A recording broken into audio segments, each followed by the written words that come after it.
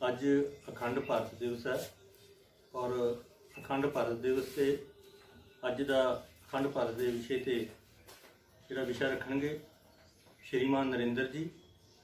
आप पंजाब प्रांत के शहर प्रांत प्रचारक हैं और 20 साल तो प्रचारक हैं। आप जी का केंद्र जलंधर। मैं श्रीमान नरेंद्र जी को बेनती करदा कि वो अज का अखंड भारत का विषय शुरू कर। धारा नहीं जो भावों से बहती जिसमें रसधार नहीं, हृदय नहीं वह पत्थर है जिसमें स्वदेश का प्यार नहीं। अपना ये देश भारतवर्ष अति प्राचीन है और भारत जिहड़ा वा ये हजारां सालां तो ही भारत ने पूरी दुनिया का नेतृत्व किया है। भारत विश्व गुरु रहा, लेकिन विश्व गुरु भारत का समा जिहड़ा वा ये बदलिया। समय का चक्कर घूमिया और अपना जिहड़ा देश है वो इस देश से विदेशियों के आक्रमण होने करके और अन्य अन्य कारणों तो अपना देश ये गुलाम होया। अपने देश से विदेशियों का शासन स्थापित होया। तो ऐसा इतिहास के अंदर ये आंदा है और कोई थोड़ा समय नहीं, बहुत लंबे समय तक लगभग 700 साल अपने देश से मुगलों का राज रहा और 200 साल अंग्रेज़ों का राज ये भारत वर्ष से रहा। जदों असी भारत के बारे विचार करते हैं, भारत भूमि के अखंड भारत बारे विचार करते हैं, तो अपने देश की जिहड़ी भूमि है ये अपने देश तो कई देश बन गए। यानी जो कदे भारत ही हुंदा सी वो अजकल भारत ना हो करके अलग देश बन गए। और ये जदों असी देखते हैं देश के इतिहास के बारे पढ़ते हैं, विदेशियों ने भारत पे हमले किए तो इतिहास 2500 साल का जो इतिहास वा तो उस इतिहास किते भी नहीं आंदा कि किते नेपाल ते हमला होया, अफगानिस्तान ते हमला होया, ब्रह्मदेश ते हमला होया, श्रीलंका ते हमला होया। ऐसे असी किते भी इतिहास नहीं पढ़ते हैं। असी इतिहास दे विच यही पढ़ते हैं कि विदेशियों ने भारत पे हमला किया।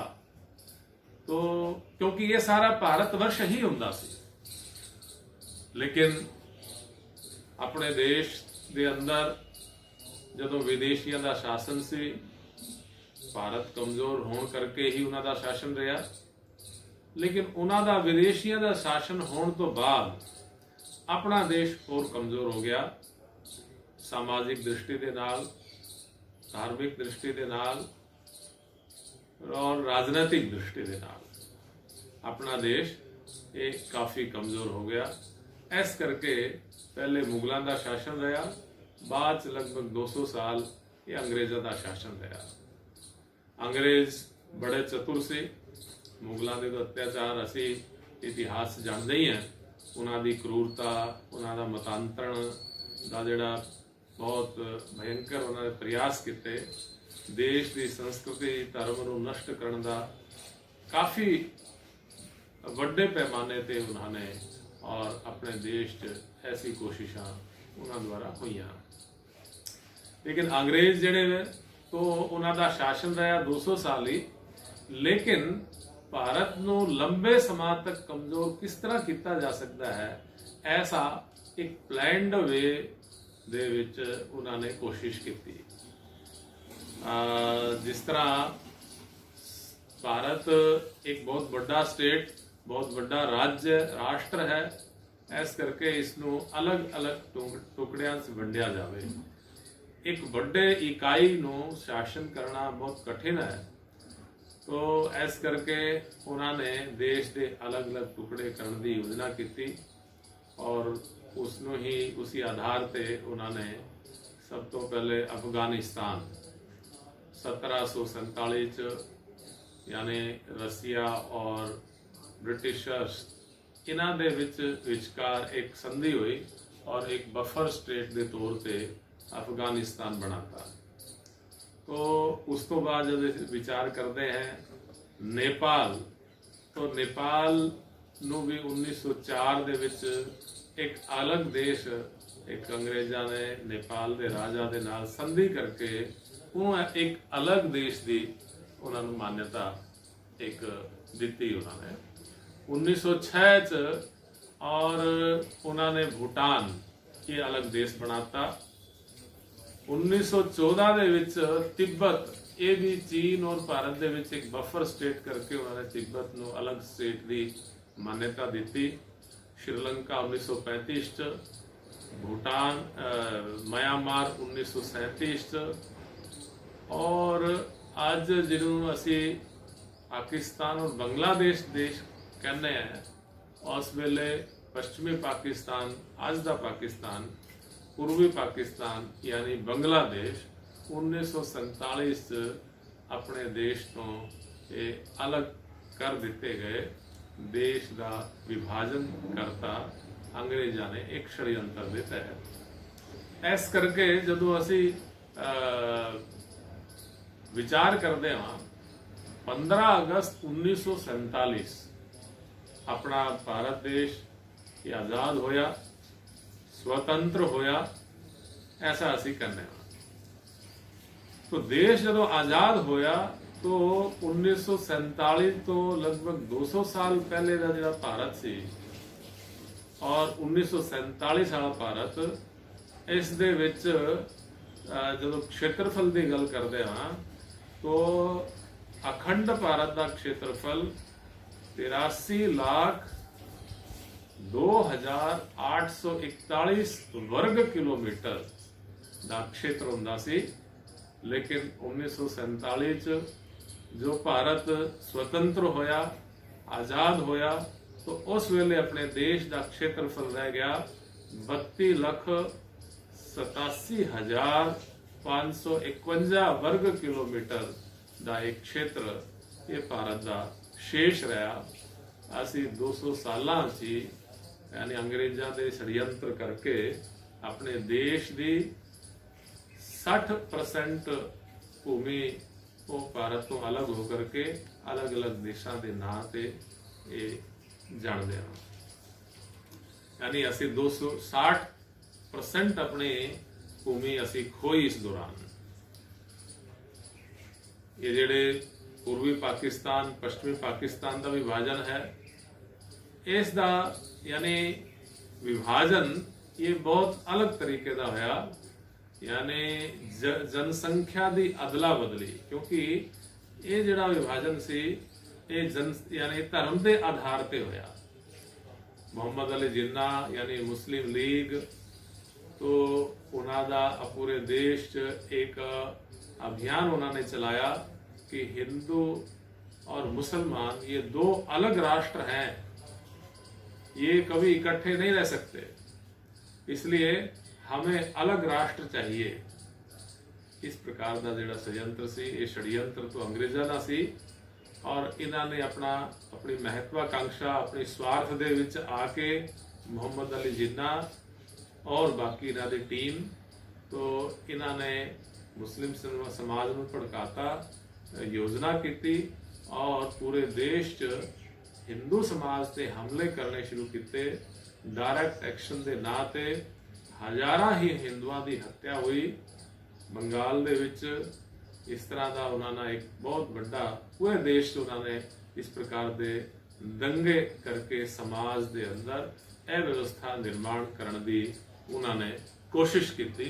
इस करके देश का माहौल जो अशांत होया देश का नेतृत्व जिहड़ा वा उस वेले वो भी मतलब उन्होंने दृढ़ता नहीं दिखाई दूरदर्शिता नहीं दिखाई।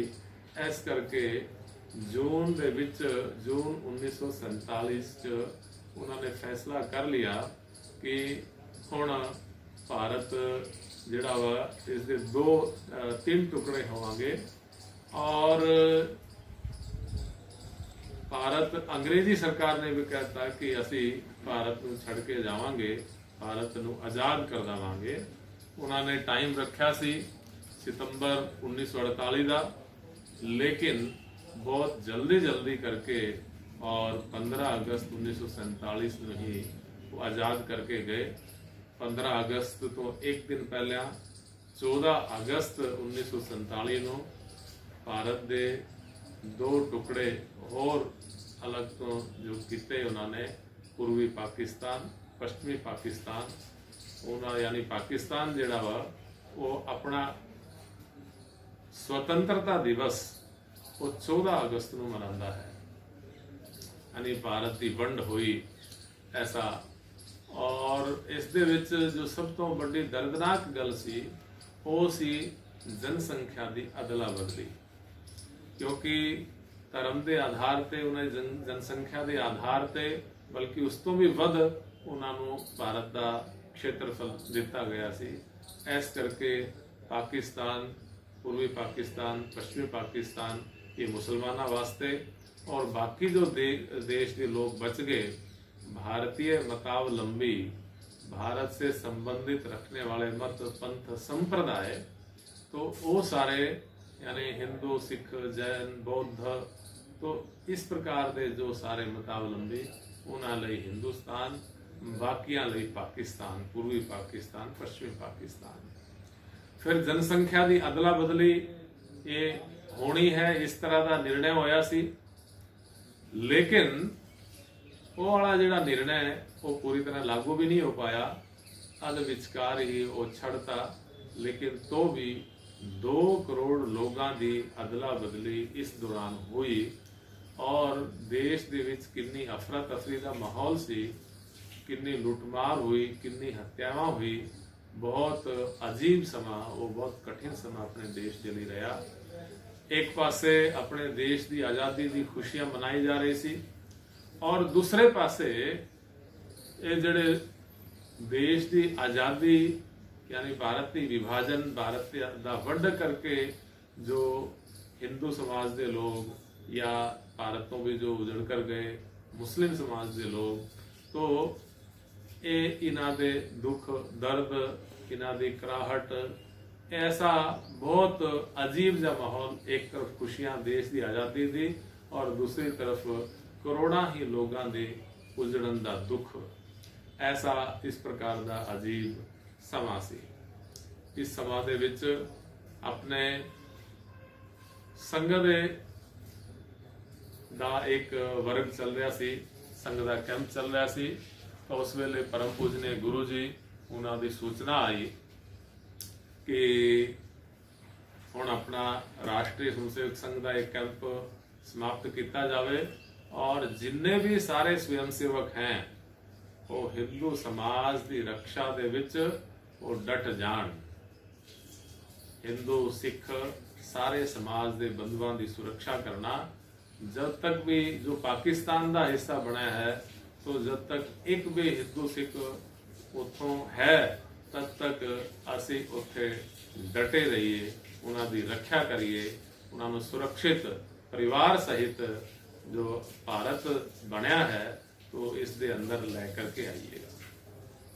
ऐसे लखा ही स्वयंसेवका ने इस सारे सेवा के कम्मां च अपना पूरा जीवन लगाया, यानी अपनी जान अपना जीवन दांव ते लगा करके उन्होंने कम किया। हिंदू समाज की करोड़ों ही लोगों की उन्होंने रक्षा की और इस सारे अभियान के दौरान 1000 स्वयंसेवकों का बलिदान होया। तो इस प्रकार का एक इतिहास आंदा है। देश विभाजन के दौरान की जब असी गल करते हैं तो उस 2 करोड़ लोग विस्थापित हुए, 10 लाख लोग मारे गए और 1 लाख महिलावां का अपहरण होया, उन्होंने शील भंग होया, बलात्कार हुए। इस तरह का एक बहुत कठिन समा देश के सामने सी। एक पासे स्वयं सेवक समाज की रक्षा वास्ते डटे हुए सी और दूसरे पासे जो अपने हिंदू सिख समाज के बंधु यानी जो उजड़ करके आए, अपना सब कुछ छड़ करके आए, उन्होंने रहने की व्यवस्था करना, खाण पीण की व्यवस्था करना, जो बीमार सी उन्होंने दवाई की व्यवस्था करना। तो इस तरह लखा ही स्वयं सेवक समाज की सेवा दे विच लगे हुए सी। उस टाइम का उस समा का एक अखबार लिखता है कि संघ के स्वयं सेवकों द्वारा 2000 राहत शिविर ये समाज की सेवा वास्ते ये लगाए गए।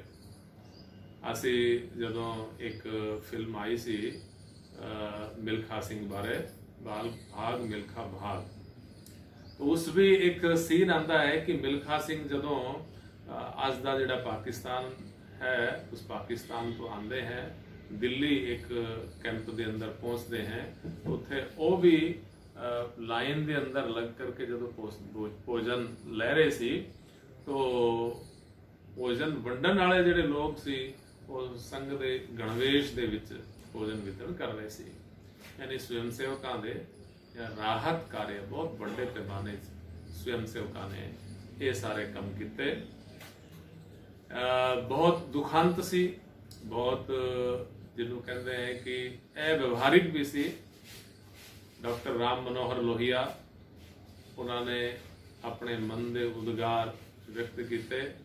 वो एक पुस्तक दे विच विभाजन के गुनाहगार, तो उन्होंने कहना सी कि 7 लोगों ने उस टाइम दे 40 करोड़ भारत के लोगों के जीवन का भविष्य का निर्णय करता, ना कोई जेल गया और ना ही एक भी गोली चली। इस तरह उन्होंने अपने मन के उद्गार ये व्यक्त किए। तो ऐसा यानी लॉर्ड माउंटबेटन, जवाहरलाल नेहरू जैसे, मोहम्मद अली जिन्ना, गांधी जी जैसे लोग इन्होंने भारत के निर्णय यानी विभाजन का इन्होंने निर्णय करता। तो ऐसा ये बहुत अव्यवहारिक ऐसा एक निर्णय लिता गया। देश के लिए बहुत कठिन समा सी। लेकिन जदों असी गल करते हैं कि क्या विभाजन कंपलसरी सी, विभाजन टल नहीं सकता सी, विभाजन टल सकता सी, टाला जा सकता सी। तो इस तो अलावा रस्ते बहुत सी, क्योंकि मोहम्मद अली जिन्ना जड़ा वा वो तो बीमार रहिंदा सी और उसदी भारत विभाजन तो 1 साल बाद सितंबर 1948 उसकी मृत्यु भी हो गई, डेथ भी हो गई। केवल 1 साल अगर अपने देश का नेतृत्व अपने समाज नू जागृत करदा, जागरूक करदा, अपने देश के लोगों के मन च ये देश अखंड रहना चाहिए है, देश अखंड रहे, हाँ सानू अखंड देश की, अखंड भारत की स्वतंत्रता लई असी संघर्ष कर रहे हैं, अखंड ही चाहिए है, ऐसा अगर उस टाइम का नेतृत्व तय करदा तो देश अखंड रह सकता सी। क्योंकि देश नू वंडन वाले जो लीडरशिप सी उन्हां दे कोल कोई बहुत बड़ा ऐसा जिन्हों कहते हैं कि वैचारिक आधार नहीं सी। तो लेकिन चलो वो एक हो गया देश का विभाजन। लेकिन उस प्रश्न जदों मन चाहता है कि विभाजन टाला जा सकता सी तो टाला जा सकता सी। दूसरा एक विषय और है कि विभाजन की अटल है, क्या इसका कोई और ऑप्शन नहीं है, कोई विकल्प नहीं है क्या? तो और भी जो देश की दुनिया का इतिहास का अध्ययन करते हैं, अपने देश का भी जो अध्ययन करते हैं इतिहास का, तो उसके अंदर भी इस तरह की घटनावां आंदी हैं कि विभाजन होया, वंड होए, उस तो बाद फिर दोबारा अखंड होए। यानी जिस तरह अपने देश के अंदर ही 1905 दे विच एक अंग्रेजी सरकार ने, मैं ਜਿਸ ਤਰ੍ਹਾਂ ਦੱਸਿਆ ਪਹਿਲਾਂ ਹੀ ਆਪਣੇ ਬੌਧਿਕ 'ਚ, ਉਹਨਾਂ ਦੀ ਯੋਜਨਾ ਸੀ ਕਿ ਦੇਸ਼ ਨੂੰ ਟੁਕੜੇ ਟੁਕੜੇ ਕਰਕੇ ਛੋਟੇ ਛੋਟੇ ਹਿੱਸਿਆਂ 'ਚ ਵੰਡਤਾ ਜਾਵੇ। ਔਰ ਇਸੇ ਤਰ੍ਹਾਂ ਇੱਕ ਟੁਕੜਾ ਹੋਰ ਕਰਨ ਦੀ ਕੋਸ਼ਿਸ਼ ਕਰ ਰਹੇ ਸੀ ਕਿ ਬੰਗਾਲ ਜਿਹੜਾ ਵਾ ਉਹਦੇ ਹਿੱਸੇ ਕਰ ਦਿੱਤੇ ਜਾਣ, ਉਹ ਇੱਕ ਅਲੱਗ ਦੇਸ਼ ਜਾਂ ਅਲੱਗ ਰਾਜ, ਐਸਾ ਉਹਨਾਂ ਨੇ ਪਲੈਨਿੰਗ ਸੀ। ਜਦੋਂ ਬੰਗਾਲ ਦਾ ਵਿਭਾਜਨ ਉਹਨਾਂ ਨੇ ਕੀਤਾ ਤਾਂ ਉੱਥੋਂ ਦੇ ਜਿਹੜੇ ਆਪਣਾ ਸਮਾਜ ਸੀ, ਔਰ ਕੇਵਲ ਬੰਗਾਲ ਦਾ ਨਹੀਂ ਤਾਂ ਪੂਰੇ ਆਪਣੇ ਦੇਸ਼ ਦਾ ਸਮਾਜ, ਉਹਨਾਂ ਨੇ ਇਸ ਦੇ ਖਿਲਾਫ ਅੰਦੋਲਨ ਕੀਤਾ। ਬੰਗ ਭੰਗ ਅੰਦੋਲਨ ਚੱਲਿਆ, 6 ਸਾਲ ਇਹ ਅੰਦੋਲਨ ਚੱਲਿਆ। 1911 ਦੇ ਵਿੱਚ ਅੰਗਰੇਜ਼ੀ ਸਰਕਾਰ, ਉਹਨਾਂ ਨੇ ਆਪਣਾ ਫੈਸਲਾ ਬਦਲਣਾ ਪੜਿਆ ਔਰ 1911 'ਚ ਦੁਬਾਰਾ ਤੋਂ ਬੰਗਾਲ ਇਹ ਅਖੰਡ ਹੋਇਆ। ਜਦੋਂ ਆਪਣੇ ਦੇਸ਼ ਦੇ ਲੋਕਾਂ ਨੇ ਮਿਲ ਕਰਕੇ ਸੰਘਰਸ਼ ਕੀਤਾ ਤਾਂ ਉਸ ਦਾ परिणाम ਵੀ ਆਇਆ। ਇਸੇ ਤਰ੍ਹਾਂ ਜਦੋਂ ਅਸੀਂ ਦੇਖਦੇ ਹਾਂ ਕਿ 1945 ਦੇ ਵਿੱਚ ਜਰਮਨੀ ਜਦੋਂ ਯੁੱਧ ਹਾਰ ਗਿਆ ਸੀ, ਦੂਜਾ ਵਿਸ਼ਵ ਯੁੱਧ, ਸੈਕੰਡ ਵਰਲਡ ਵਾਰ, ਤਾਂ ਉਸ ਤੋਂ ਬਾਅਦ ਜਰਮਨੀ ਦੇ 2 ਹਿੱਸੇ ਕਰ ਦਿੱਤੇ ਗਏ। ਬਰਲਿਨ ਜੋ ਉਹਨਾਂ ਦੀ ਰਾਜਧਾਨੀ ਸੀ, तो उसके अंदर ही दीवार खड़ी करके और पूर्वी जर्मनी, पश्चिमी जर्मनी, ऐसे 2 देश उन्होंने बनाते। लेकिन क्योंकि देश के लोगों की भावना एक सी, देश के लोग चाहते सी कि अपना देश एक रहे, तो इस करके बर्लिन यानी जर्मनी के लोगों ने बर्लिन के विचकार जो देश नूं वंडण वास्ते दीवार खड़ी सी, 1989 ਦੇ ਵਿੱਚ ਜਰਮਨੀ ਦੇ ਅੰਦਰ ਅੰਦੋਲਨ ਚੱਲਿਆ। ਉੱਥੋਂ ਦੇ ਲੋਕਾਂ ਨੇ ਬਰਲਿਨ ਦੀ ਦੀਵਾਰ ਨੂੰ ਤੋੜ ਕੇ ਦੁਬਾਰਾ ਤੋਂ ਜਰਮਨੀ ਇੱਕ ਬਣਾਤਾ। ਜਰਮਨੀ ਫਿਰ ਤੋਂ ਅਖੰਡ ਹੋਇਆ। ਐਸਾ ਇਤਿਹਾਸ ਆਂਦਾ ਹੈ। ਇੱਕ ਹੋਰ ਸਭ ਇਸ ਤੋਂ ਵੀ ਵੱਡਾ ਇੱਕ ਜਿਹੜਾ ਉਦਾਹਰਣ ਵਾ, ਉਹ ਉਦਾਹਰਣ ਹੈ ਇਜ਼ਰਾइल ਦਾ ਉਦਾਹਰਣ ਹੈ ਕਿ ਇਜ਼ਰਾइल 2000 साल तक यहूदी दुनिया के अलग अलग देशों च रहे। उत्थे भारत नूं छड़ के बाकी लगभग सब देशों च उन्हां दा खूब अपमान होया, खूब अत्याचार होए। आखिर च उन्होंने तय किया कि अपना देश दोबारा तो असी प्राप्त करना है। उस दे लई उन्होंने तय किया कि साल दे विच एक बारी असी जो इजराइली यहूदी हैं, यहूदी असी एक बार इकट्ठे हुए और उन्होंने आपस दे विच यानी देश जो यहूदी सी उन्होंने मन च अपना देश दोबारा तो प्राप्त करना है, ऐसा संकल्प करके उन्होंने साल दे विचकार एक बार इकट्ठा होना किसी एक थां ते। तो उन्होंने ऐसा फैसला किया। तो आधी शताब्दी तो भी पहले उन्होंने अपना ये संकल्प पूरा कर लिया। इस संकल्प च यानी इजराइल 1948 दे विच एक अलग देश की शक्ल के रूप विच खड़ा होया और आज इजराइल एक विकसित राष्ट्रां दे विच उसकी गिनती होंदी है। तो उस देश के लोगों का मन का संकल्प सी, इस करके इजराइल एक अलग तो और शक्तिशाली देश के रूप आज साडे सामने खड़ा हुआ है। वियतनाम ਨੂੰ भी तोड़न की काफ़ी कोशिश की गई और वियतनाम के भी 2 हिस्से कर दिते गए सी अमेरिका द्वारा। तो बाद उत्थों के लोगों ने यह तय किया कि अपना जिहड़ा देश वा वो एक देश रहना चाहिए है और अमरीकी सेना के नाल उन्होंने टक्कर लै करके अपने देश नूं पहला अमरीकी जो कि दुनिया की सब तो शक्तिशाली सेना मानी जाती है, तो उत्थों दे लोगों की देशभक्ति करके, यानी उन्होंने कोल अस्त्र शस्त्र भी इतने कोई आधुनिक नहीं सी, लेकिन केवल उस देश के लोगों की राष्ट्रभक्ति करके और देश वियतनाम जो 2 टुकड़े उन्होंने करते सी, दोबारा तो वियतनाम एक होया। ऐसे देश के इतिहास के अंदर बहुत सारे ऐसे उदाहरण आते हैं। जिस तरह आजकल कोरिया भी इस तरह का चल रहा है और तिब्बत जिहड़ा वा वो भी चीन तो अलग होने की एक कोशिश कर रहा है। सारी दुनिया च उन्हां दा अपना एक आंदोलन चलाते रहते हैं। ऐसे देश की सीमावां जिहड़ियां हैं ये देश के लोगों की भावना करके घटती भी रहती है, बढ़ती भी रहती है। यानी अपनी उदासीनता रही अपने देश के लोगों की देश के प्रति, अपनी राष्ट्रभक्ति सोई हुई सी, अपना स्वाभिमान सोया हुआ सी। तो इस करके अपना देश इन्ना बड़ा विशाल देश सी, तो वो आजकल बहुत छोटा रह गया। 60% अपने देश की भूमि हुण भारत नहीं है। लेकिन जदों विचार करते हैं कि ये भारत अखंड किस तरह होएगा, तो सब तो जड़ी मैं पहली गल कही कि देश के लोगों की राष्ट्र भक्ति करके ही ये संभव है। सब तो पहले जो अज का भारत है, इस भारत के लोग उन्होंने मन का संकल्प चाहिए है, उन्होंने जीवन का संकल्प चाहिए है कि अपना देश अखंड बने। उसके लिए वर्तमान भारत शक्तिशाली भारत बने। सब अपने अपने कर्तव्य, अपनी अपनी ड्यूटी नूं समझण। ये देश मेरा वा, देश मेरा है, तो फिर इस दे लई, इस देश नूं होर अच्छा बनाने लई मैं की कर सकता हाँ? What is my duty? मेरा कर्तव्य क्या है? जदों इस देश के लोग अपने कर्तव्य का पालन करनगे,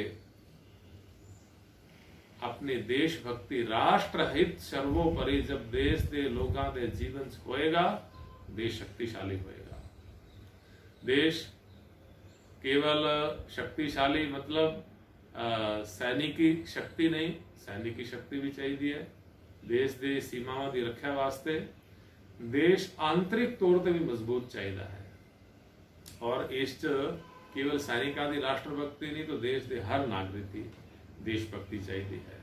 देश सैनिकी तौर पे, आर्थिक तौर पे, राजनीतिक तौर पे, सामाजिक तौर पे और सांस्कृतिक तौर पे अपना देश ये शक्तिशाली करना, इस दे लई देश के हर नागरिक की भूमिका होए।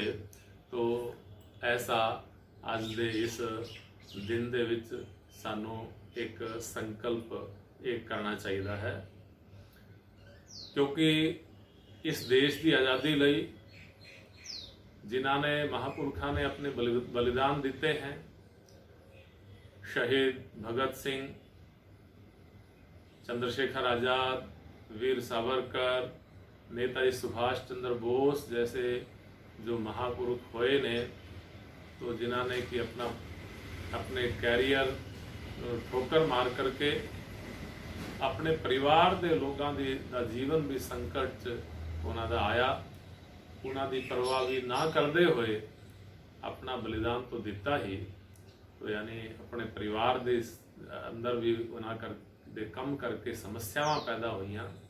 तो ऐसा सारा उन्होंने जिहड़ा बलिदान है, वो बलिदान उन्होंने वंश की सी विचार करना चाहिए है। आज के दिन वो किस तरह का भारत चाहते सी, तो एक समर्थ और शक्तिशाली भारत चाहते सी।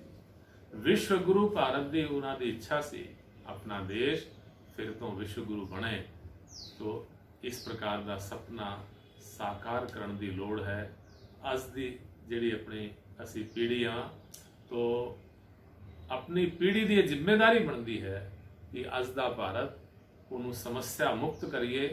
समाज के अंदर जातिवाद है, प्रांतवाद है, भाषावाद है, पंथवाद है, तो ये सारे जिन्ने सारे वाद ने, इन सारे वादा को समाप्त करके केवल एक ही भाव सब दे मन च प्रबल शक्तिशाली रूप दे विच स्थापित होना चाहिए है। अपना आचरण वैसा ही होना चाहिए है।